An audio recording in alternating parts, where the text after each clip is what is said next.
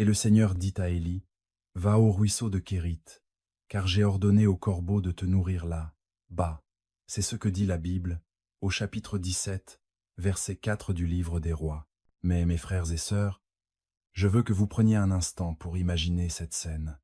Le prophète Élie, affamé et épuisé, se tient à côté d'un ruisseau sec et désert. Personne autour de lui, pas de marché, pas de boutique, pas d'esclaves, pas d'amis. Et pourtant, de nulle part, des oiseaux, des corbeaux, des créatures que personne ne penserait jamais généreuses ou sacrées, commencent à lui apporter à manger, du pain et de la viande matin et soir. Qui a dit aux corbeaux où ils se trouvaient? Qui a mis de la nourriture dans leur bec? Qui a organisé ce service divin de livraison en plein milieu de nulle part? C'était la main invisible de Dieu. C'était l'économie mystérieuse du ciel en action. Tu vois, parfois Dieu utilise les messagers les plus inattendus pour t'apporter ce dont tu as besoin. Parfois, il se sert de gens auxquels tu ne penserais jamais, de situations qui paraissent insignifiantes, même de moments qui semblent ordinaires. Et pourtant, ils sont enveloppés d'un sens, unis dans un mystère divin. Et parfois, il utilise sa création, les animaux eux-mêmes, pour annoncer ou porter ses bénédictions. C'est pourquoi ce soir, en écoutant ce message, je veux que ton cœur soit attentif, parce que ce que je m'apprête à te révéler va t'ouvrir les yeux sur quelque chose que la plupart des croyants oublient. Dieu envoie encore ses bénédictions à travers les symboles de sa création. Si tu as déjà vu certains animaux apparaître soudainement autour de chez toi, ne te précipite pas pour les chasser. Souvent, le ciel est en train d'envoyer un signe, un message, un murmure spirituel que l'abondance divine est proche de ta porte. Avant d'aller plus loin, je veux que tu fasses un truc. Si tu crois que Dieu peut t'envoyer une provision surnaturelle de façon inattendue, écris dans les commentaires maintenant. Je te fais confiance, Seigneur. Dis-le avec foi. Dis-le avec conviction, parce que tes mots d'accord ouvrent des portes spirituelles. Et si ce message touche déjà ton esprit, n'oublie pas de liker cette vidéo, de t'abonner à cette chaîne, et reste avec moi jusqu'à la fin. Ce que je vais te demander de faire ensemble pourrait être la clé qui ouvre ta prochaine saison d'abondance. Ne rate pas un seul mot, parce que l'Esprit de Dieu se manifeste à travers l'Apocalypse. Dr Now, on y va. Quand Dieu veut bénir un homme ou une femme, il cache souvent la bénédiction dans quelque chose de simple, un truc qu'on peut facilement zapper. Pense à Moïse. La Bible dit au chapitre 3 de l'Exode qu'il a vu un buisson en feu, mais qui ne se consumait pas. D'autres auraient pu passer devant sans y prêter attention, mais Moïse s'est arrêté pour regarder. Cette petite décision de faire attention a tout changé, son destin. De même, il y a des signes, des symboles et des paraboles vivantes que Dieu place autour de toi. La création n'est pas muette, elle parle la langue du ciel. Diwar, laisse-moi t'expliquer ce que je veux dire. Le premier animal qui annonce une richesse surprenante, c'est le corbeau. On vient de voir comment les corbeaux ont nourri Élie. Dans le monde naturel, les corbeaux sont des charognards, souvent vus comme sales. Mais dans le domaine de la foi, ils symbolisent une provision inattendue venue d'endroits improbables. Quand un corbeau vient chez toi, ne le prends pas comme un mauvais signe, la chance. Souviens-toi de l'histoire d'Élie. Dieu peut t'ordonner même aux choses sombres, ignorées et méprisées de servir ton destin. Le corbeau, c'est un signe que la provision arrive par un chemin auquel tu ne t'attendais pas. Une offre d'emploi que tu pensais perdue, une personne que tu n'aimais pas, une porte qui semblait fermée. Dieu utilisera ce que tu attends le moins pour nourrir ton besoin. Le deuxième, c'est la colombe. La Bible dit dans le chapitre 8 de la Genèse que Noé a envoyé une colombe qui est revenue avec un rameau d'olivier, le signe de la paix, de la restauration et les nouveaux départs. Quand une colombe vient, c'est le signe que la faveur divine s'installe chez toi. C'est comme si l'Esprit Saint planait sur tes finances en disant que la paix règne. Certains d'entre vous ont traversé des tempêtes financières, émotionnelles, familiales. Quand la colombe arrive, ça veut dire que les eaux commencent à se calmer. C'est un signe prophétique qu'une nouvelle saison pointe le bout de son nez. Et le troisième, c'est la fourmi. La Bible dit dans Proverbes, chapitre 6, « Va vers la fourmi, paresseux, regarde ses façons, et sois sage. » La fourmi nous enseigne le principe de richesse basé sur la préparation et le travail assidu. Quand tu vois des fourmis construire chez toi, ne les vois pas juste comme des insectes, vois un rappel divin. Le message, c'est que la richesse vient à ceux qui planifient, qui mettent de côté, qui agissent avec une persévérance tranquille. Dieu pourrait te chuchoter. Il est temps de t'organiser, d'économiser, de construire. La prospérité ne tombe pas toujours comme la pluie. Parfois, elle pousse comme une graine. La fourmi te rappelle que chaque petit acte de fidélité pose les bases de l'abondance. Quand j'étais jeune dans le ministère, j'ai prié sincèrement pour la provision. Je me souviens encore de ces nuits, petites, froides et silencieuses. L'église, c'était juste une pièce simple avec un plancher en bois qui craquait à chaque pas. On n'avait pas de fonds pour le bâtiment, pas de sono, même pas de vraies chaises, juste la foi. Et parfois, cette foi semblait bien petite. Je m'agenouillais devant le Seigneur en disant « Père, je crois que tu m'as appelé, mais comment cette vision pourra-t-elle vivre? Comment ta parole pourra-t-elle toucher les gens si on n'a aucun moyen ?» Mais un soir, après une de ces longues nuits de prière, je rentrais chez moi, le cœur lourd, les poches vides. Mais mon esprit, lui, cherchait encore. En passant dans une rue tranquille, j'ai aperçu un petit moineau qui sautillait par terre. Il picorait une miette tombée près d'un étal sur le trottoir. Ce petit oiseau n'avait aucune peur, aucune angoisse. Il ne se prenait pas la tête à savoir d'où viendraient les miettes de demain. Il faisait juste confiance que ce dont il avait besoin serait là quand il arriverait. Et c'est tout. Là, le Saint-Esprit m'a chuchoté au plus profond du cœur. « Tu vois cet oiseau? Il ne se fait pas de soucis pour demain. Et pourtant, je le nourris. Mec, mon pote, je me suis arrêté de marcher. Les larmes me sont montées aux yeux. Ce moment a été un tournant dans ma vie parce que j'ai compris un truc que le ciel essayait de m'apprendre depuis toujours. La foi attire la faveur. L'inquiétude fait fuir les bénédictions, mais la foi les rapproche. Jésus lui-même a dit « Regarde les oiseaux du ciel. Ils ne sèment ni ne moissonnent. Et pourtant, Yo, notre Père céleste, il les nourrit. Il ne l'a pas dit juste pour nous rassurer. Il l'a dit pour éveiller notre compréhension. Si Dieu peut nourrir un moineau qui ne sème pas, ne moissonne pas, ne stocke pas, à combien plus forte raison donnera-t-il à ses fils et filles qui ont confiance en lui? Le moineau, mon cher, c'est le rappel du ciel que ton Père n'oublie jamais. Quand des moineaux tournent autour de chez toi, ce n'est pas un hasard, c'est un petit coup doux venu du ciel. Mon enfant, repose-toi, je suis là. Quand tu les vois, ne les chasse pas, prends un moment, regarde, que leur paix parle à ton cœur. Le moineau dit « Détends-toi, ton Père est près de toi. » Mais je me souviens qu'une fois, des années plus tard, on construisait une nouvelle église. On avait fait tellement de chemin par la foi, mais l'argent est venu à manquer. Les factures s'accumulaient, les ouvriers attendaient, et mon cœur a recommencé à trembler. Un matin, je suis arrivé sur le chantier inachevé, et une bande de moineaux avait fait un petit nid juste au-dessus de la poutre de la chaire, là où la parole de Dieu allait bientôt être prêchée. Et à ce moment-là, l'Esprit m'a rappelé ça. Et supérieur à et supérieur à. Tu te souviens de ce jour d'il y a longtemps? Et supérieur à et supérieur à. Tu te rappelles du moineau? Qu'il a dit.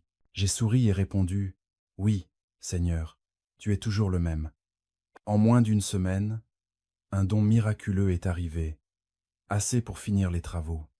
Mes chers frères et sœurs, parfois les choses les plus petites portent le message le plus fort. Tu peux prier pour un signe, un grand miracle, une voix claire, et pourtant Dieu pourrait bien te parler à travers un moineau juste dehors ta fenêtre.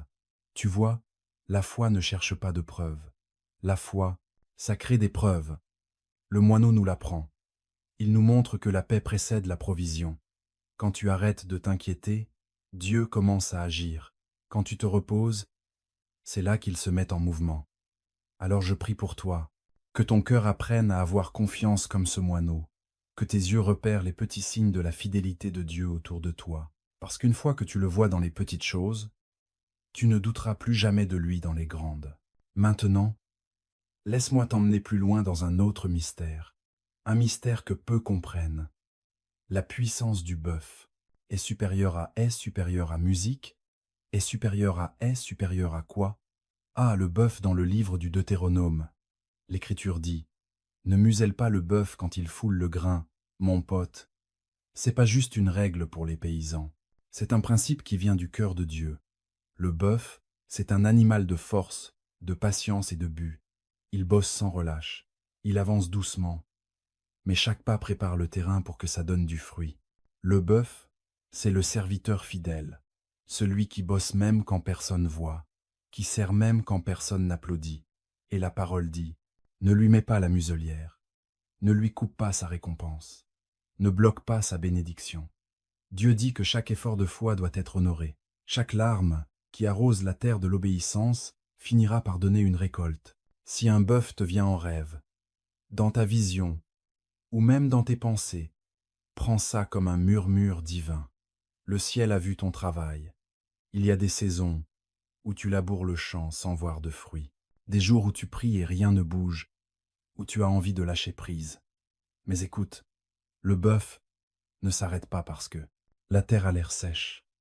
Il continue de labourer, parce qu'il fait confiance à la promesse de la récolte.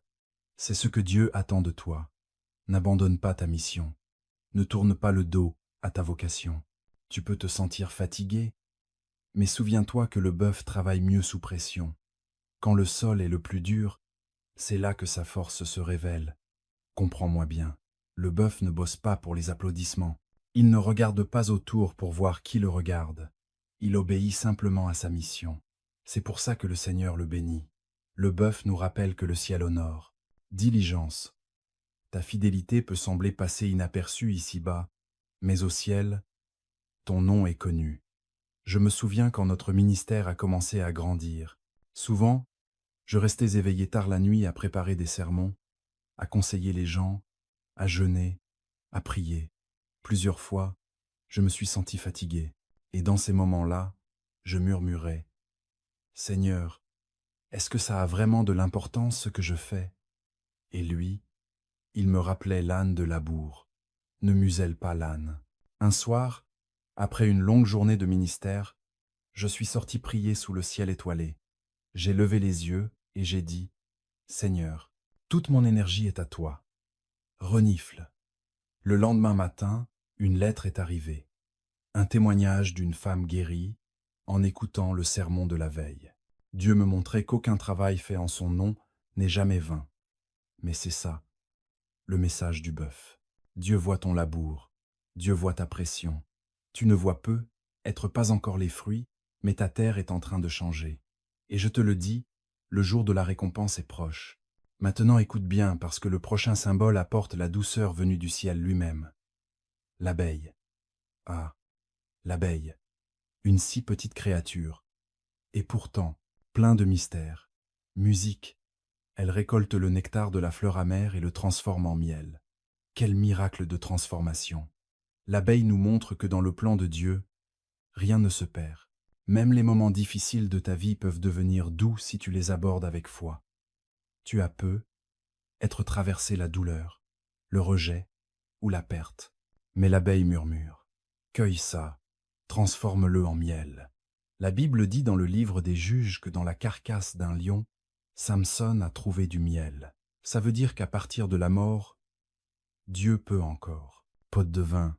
Sa douceur, malgré la perte, peut encore apporter la richesse. L'abeille nous apprend une autre vérité. La prospérité vient de l'unité. Aucune abeille ne survit seule. C'est toute la ruche qui bosse ensemble pour faire du miel.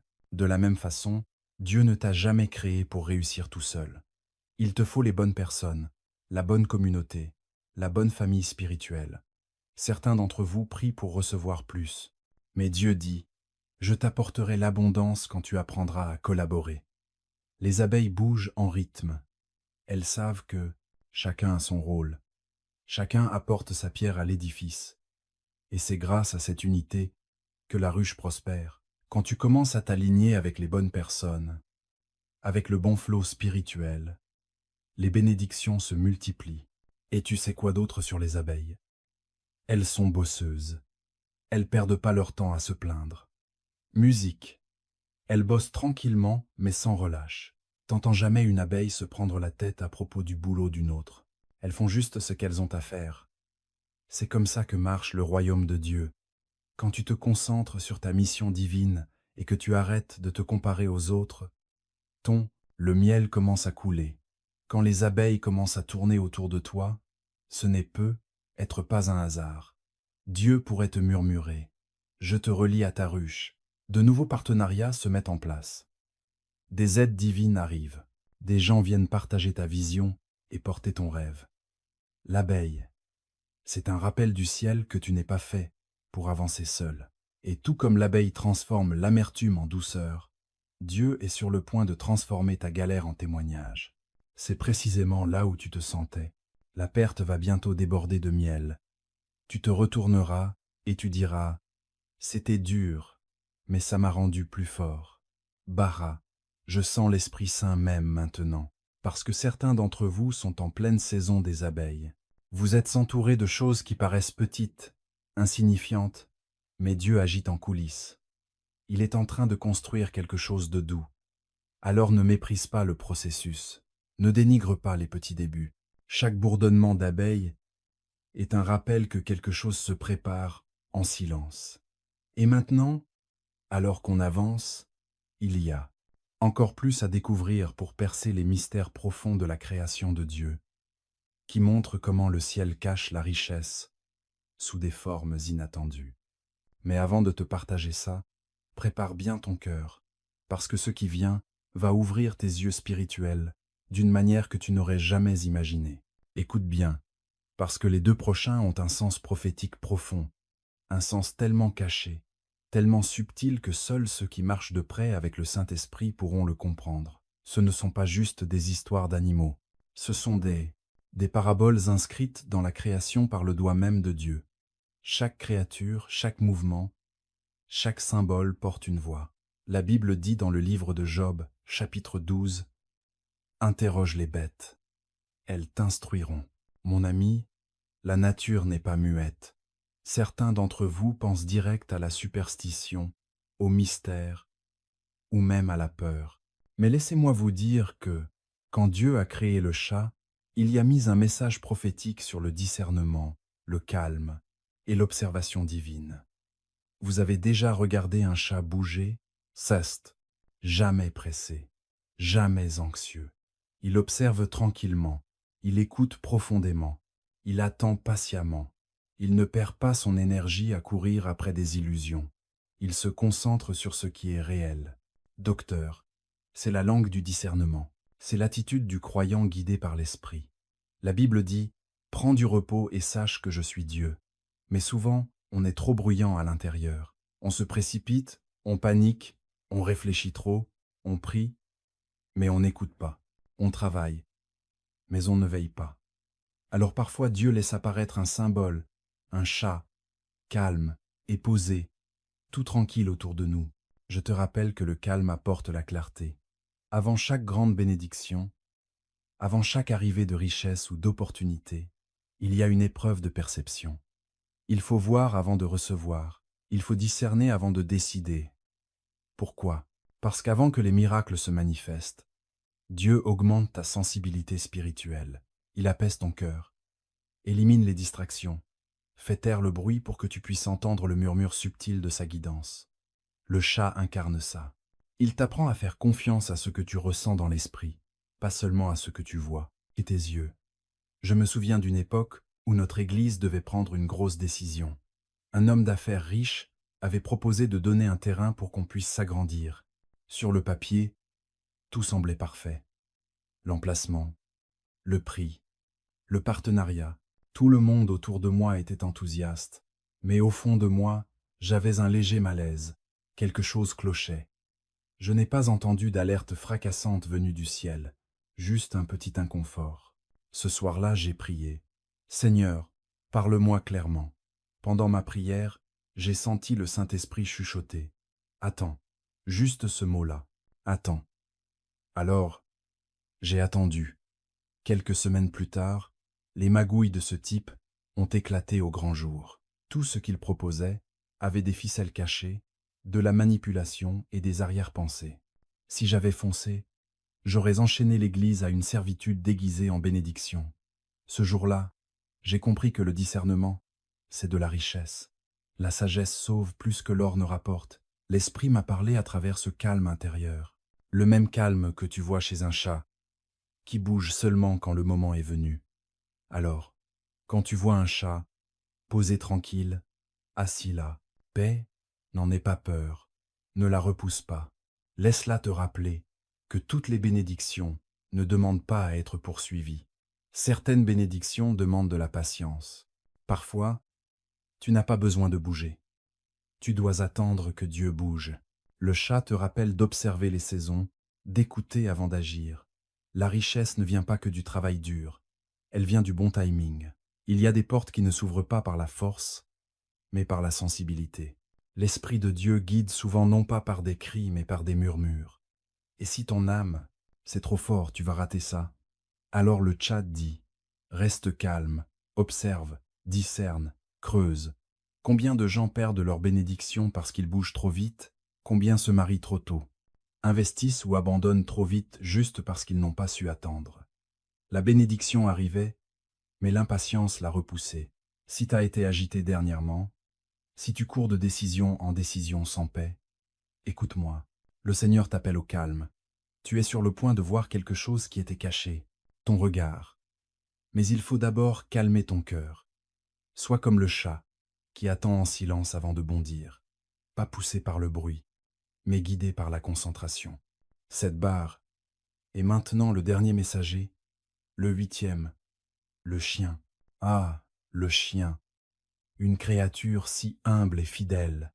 La Bible dit dans Matthieu 15 que même les petits chiens mangent les miettes qui tombent de la table du maître. Tu te souviens de cette histoire?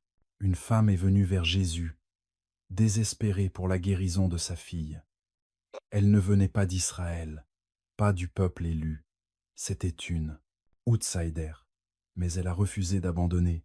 Même quand Jésus a mis sa foi à l'épreuve, elle a répondu, « Même les chiens mangent les miettes qui tombent de la table de leur maître. » Et Jésus s'est tourné vers elle et a dit, « Femme, ta foi est grande. » Voilà l'esprit du chien, la persévérance dans l'humilité.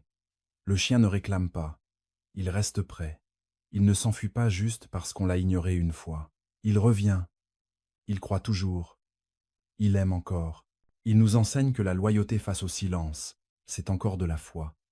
Certains, beaucoup d'entre vous prient depuis un moment sans avoir de réponse. Vous avez demandé, et le ciel semble silencieux, mais la présence du chien dans ta vie peut être un rappel. Ne lâche pas, il y a quelque chose de sacré dans la persévérance. Il y a quelque chose de divin dans la loyauté, qui refuse d'abandonner la promesse de Dieu. Le chien, ça représente ça. Il dit, « Reste près de la table. Même les miettes du ciel peuvent faire des miracles. » Tu te souviens de cette femme phénicienne, la syrophénicienne? Elle ne s'est pas vexée. Elle n'a pas dit, « Pourquoi Jésus m'a traité de chien ?»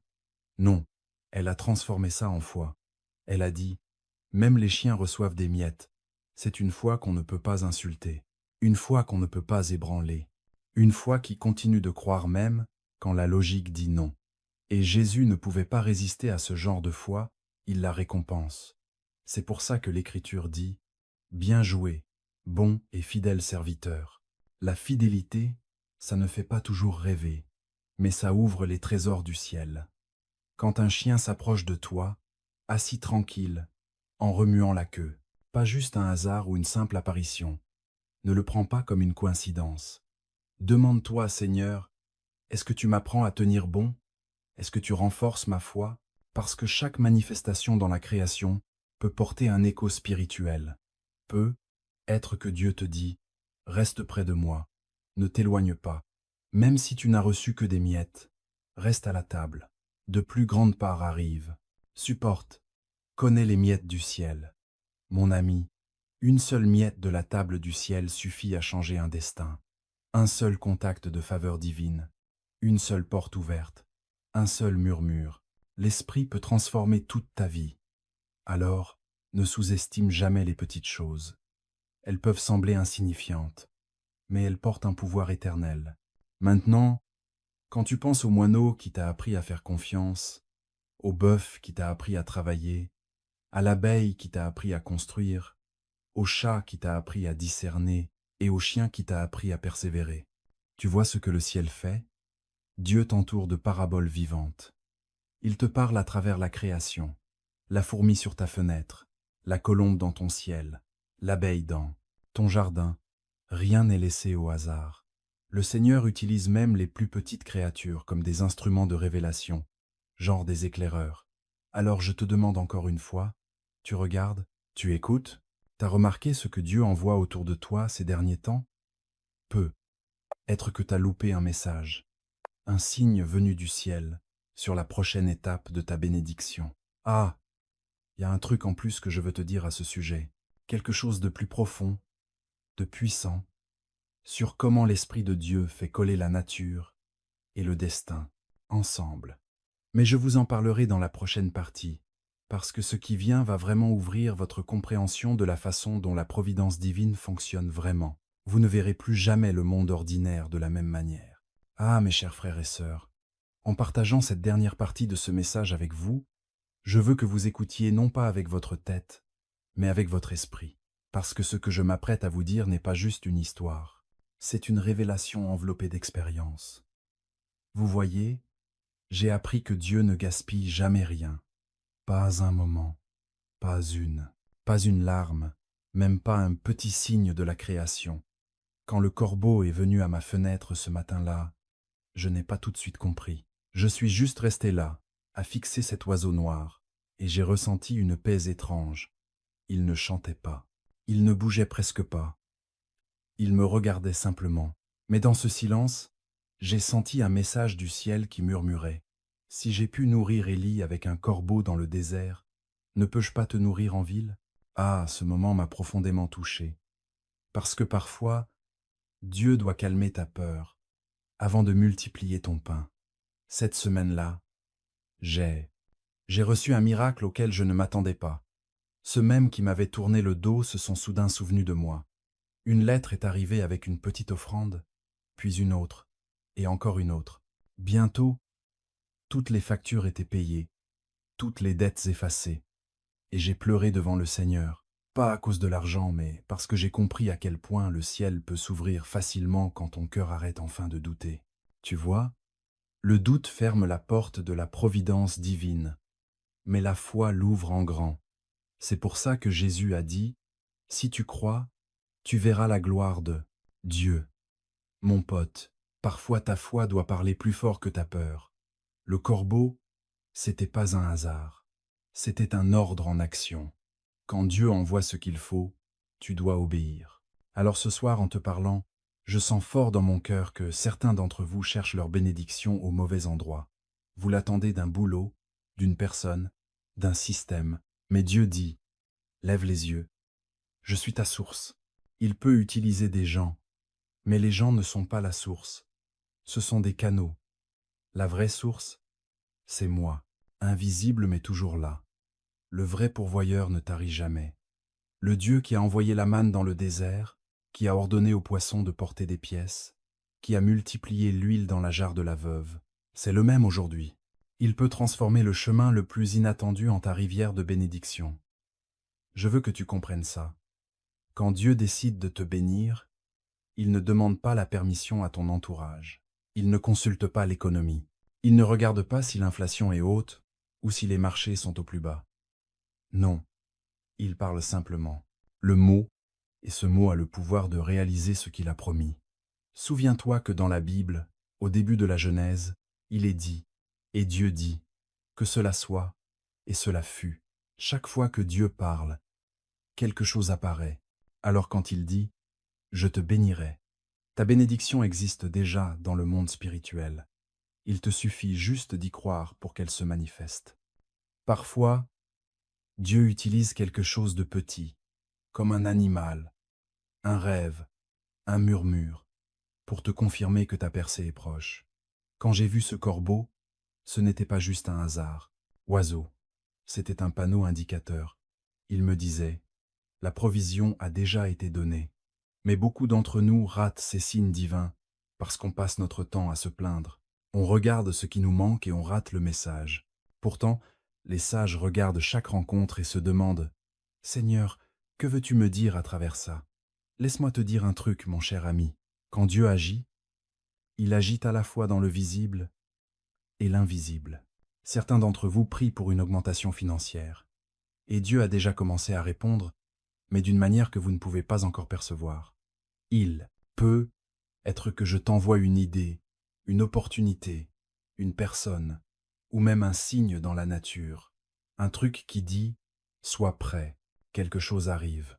Tu vois, Dieu cache souvent ses plus grandes bénédictions dans les choses les plus petites. Tu te souviens quand Élie a prié pour la pluie? Il n'a vu qu'un petit nuage, à la taille d'une main d'homme. Pourtant, ce minuscule nuage a apporté une grosse averse. Ne méprise pas les petits débuts, ne néglige pas les petits signes. Ils portent de grandes promesses. Le Seigneur m'a parlé une nuit et m'a dit « Mon peuple doit apprendre à interpréter mes langues. » Et j'ai demandé « Seigneur, quelle langue ?» Il a répondu « La langue de la création, parce que même la création parle de ma gloire. Chaque oiseau, chaque brise, chaque soleil qui se lève et chaque feuille qui tombe. Tous portent mes empreintes. Quand un animal croise ton chemin, ne le vénère pas, mais ne le rejette pas non plus. Demande-toi, Père, qu'est-ce que tu veux me montrer? Parce que le même Dieu qui a ordonné au corbeau de nourrir Élie peut commander au moindre mouvement autour de toi de t'apporter de l'encouragement. Scène, jusqu'au fond de ton cœur. Tu vois, la richesse, ce n'est pas juste une question d'argent. La vraie richesse, c'est la présence de Dieu dans ta vie. Quand Dieu est là, la provision vient naturellement. Tu ne la cours pas, c'est elle qui te trouve. Tu ne la quémandes pas, elle te suit. La Bible dit, oui, le bonheur et la bonté m'accompagneront tous les jours de ma vie. Ça veut dire que les bénédictions, ce n'est pas toi qui dois les traquer. Ce sont elles qui doivent te poursuivre quand tu marches dans l'obéissance. Et c'est pour ça que je disais avant, ne chasse pas ce que Dieu t'envoie, parce que, parfois, ce qui semble ordinaire cache un message extraordinaire. C'est pour ça que je te dis de rester à l'écoute. Musique du Saint-Esprit. Quand la colombe est venue vers Noé, elle a apporté une feuille, un petit signe, mais elle portait une promesse, que la tempête était finie. Quand les fourmis sont apparues à Salomon, elles lui ont appris la persévérance. Quand le bœuf travaillait dès